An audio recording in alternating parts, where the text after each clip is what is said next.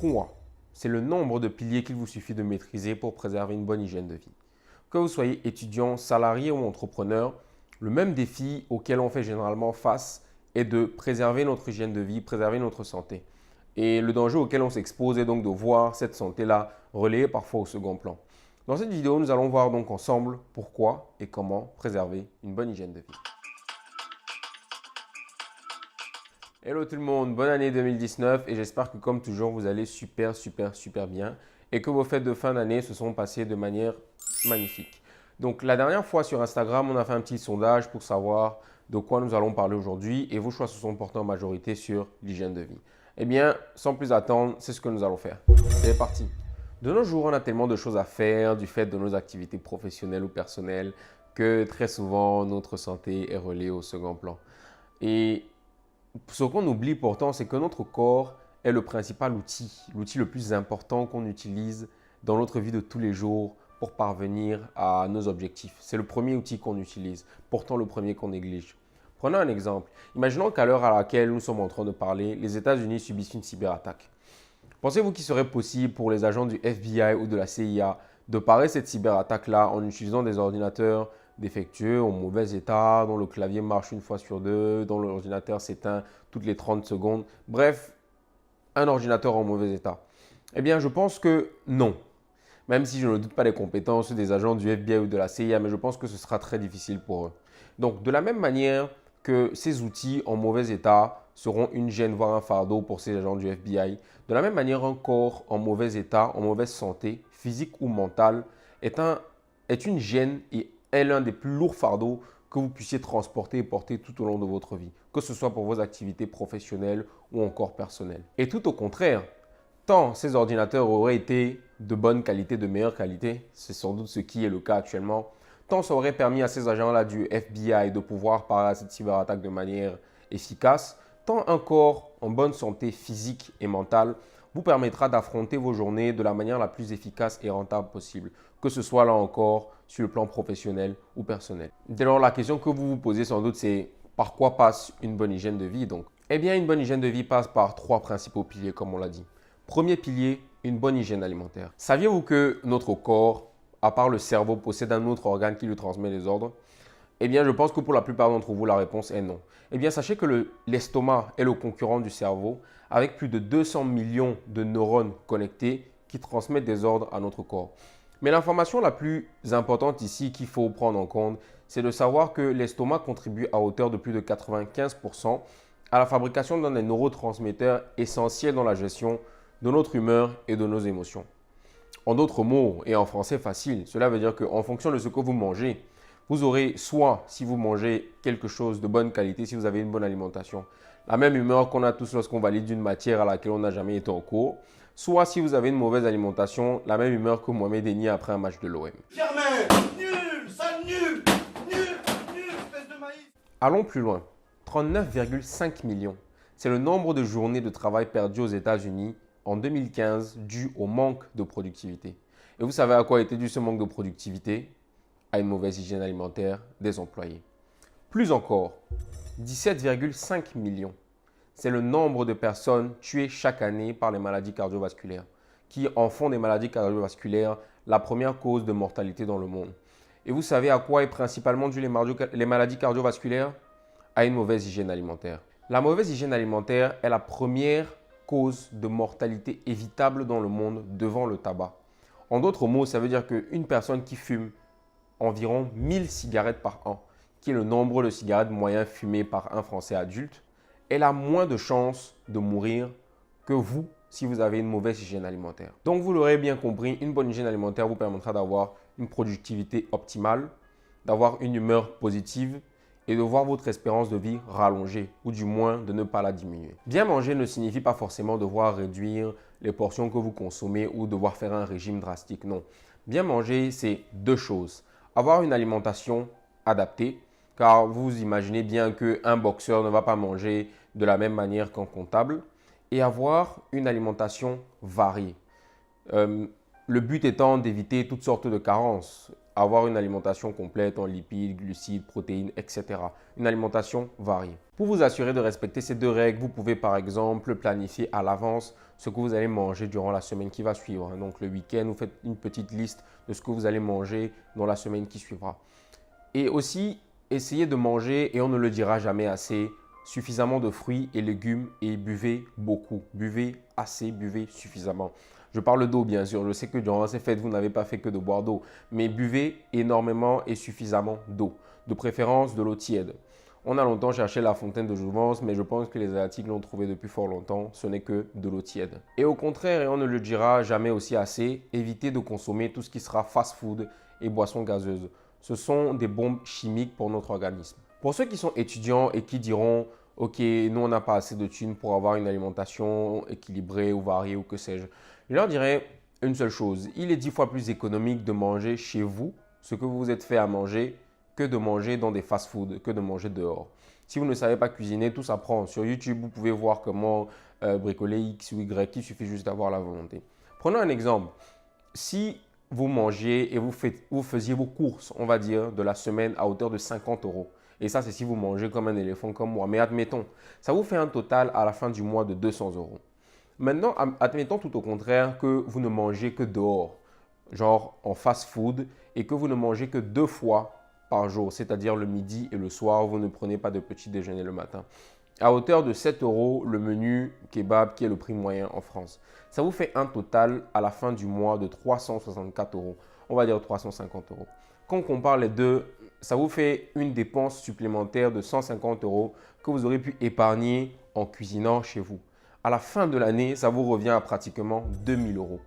2000 € de dépenses que vous auriez pu sauvegarder et que vous avez préféré mettre dans de la malbouffe et en plus détériorer votre santé. Pour ceux-là qui diront ne pas avoir alors du temps parce qu'ils sont trop pris par ce qu'ils font, par leur travail, par leurs études, je leur dirais que, ok, sans doute vous êtes pris par vos occupations, mais il est préférable de prendre 45 minutes de votre temps à cuisiner et à bien manger et à manger sainement et avoir par la suite un travail de qualité que de ne pas manger ou de manger vite et très probablement de manger quelque chose de malsain et de produire un travail qui sera avec un rendement médiocre, équivalent à si on demandait à DJ Khaled de danser.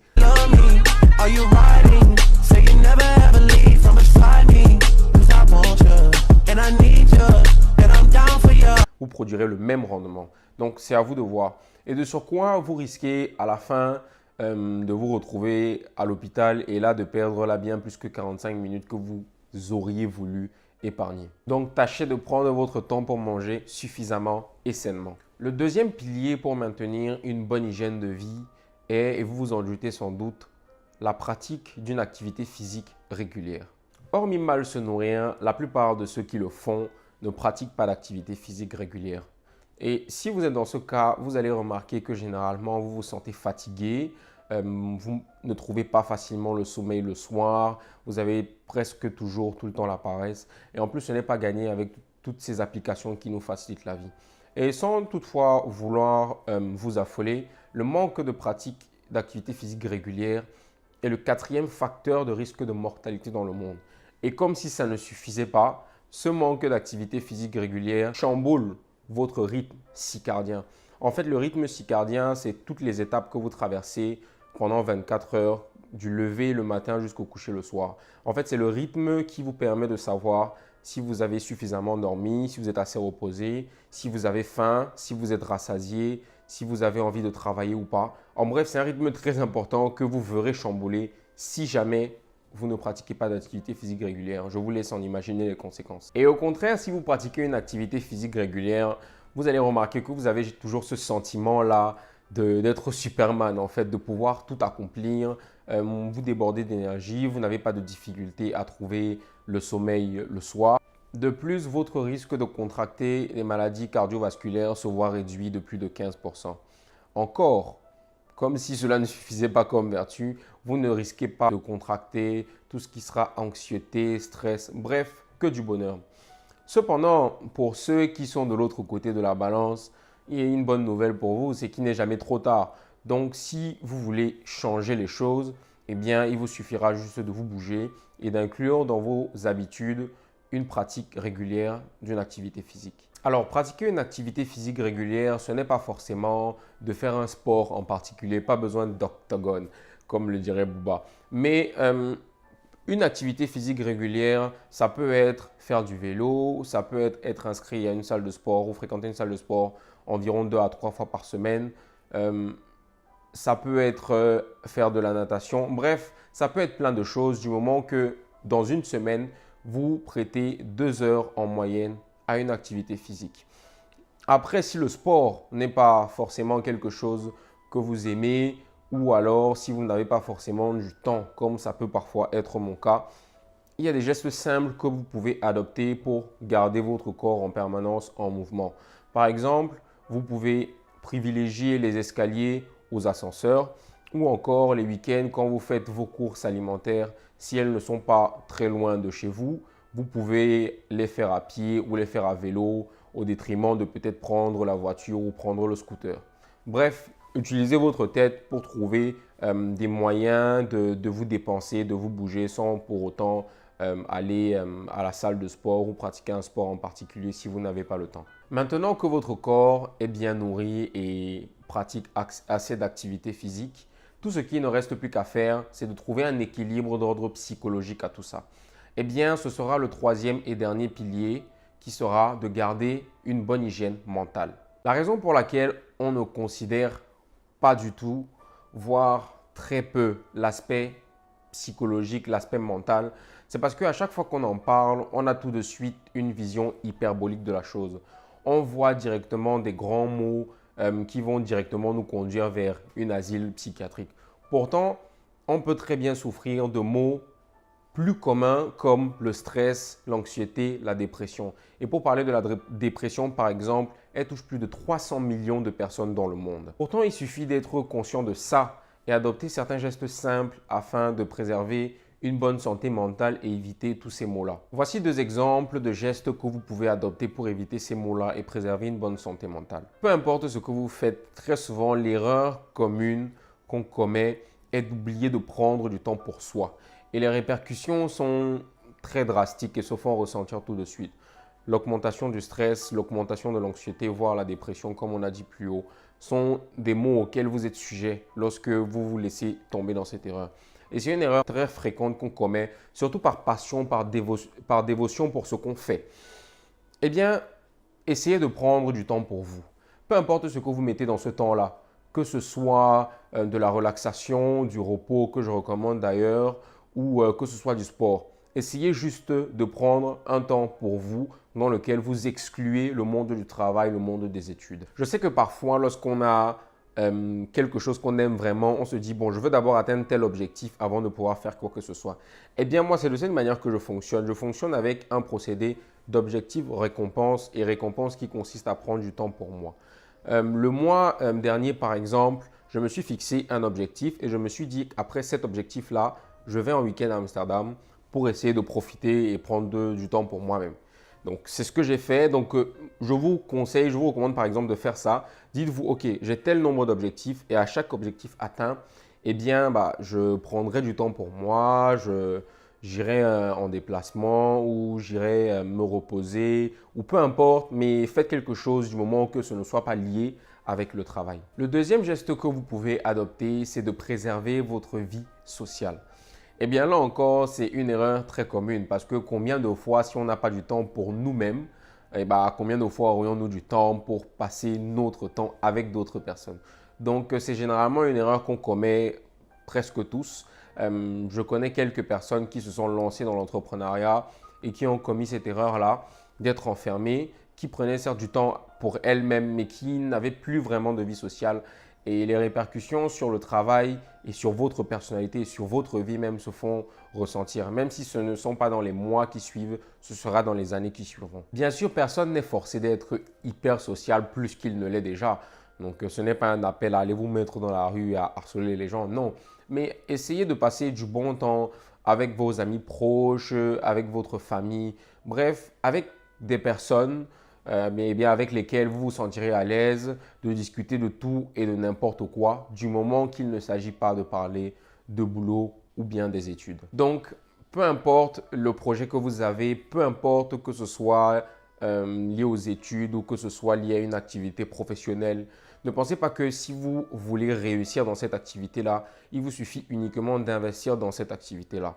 Bien au contraire, le premier élément et le premier endroit où vous devez investir, c'est sur vous-même parce que vous êtes le premier outil que vous utilisez pour réaliser et atteindre tous ces objectifs-là. Investissez sur vous-même de manière à ce que vous ayez une meilleure et une bonne hygiène de vie et donc un corps paré à affronter tous les défis. Et comme on l'a dit, il suffit de 3 piliers. Premier pilier, une bonne hygiène alimentaire. Deuxième pilier, la pratique d'une activité physique régulière. Et troisième pilier, préserver une bonne hygiène mentale. Prenez soin de vous et gardez à l'esprit que vous n'avez qu'une seule vie, comme moi je n'ai qu'une seule vie, donc tâchons d'en profiter au maximum. C'est sur cette exclamation que je vous dis au revoir et à très bientôt sur Leader Mindset Lifestyle. N'oubliez pas de lâcher le petit pouce bleu et de partager la vidéo.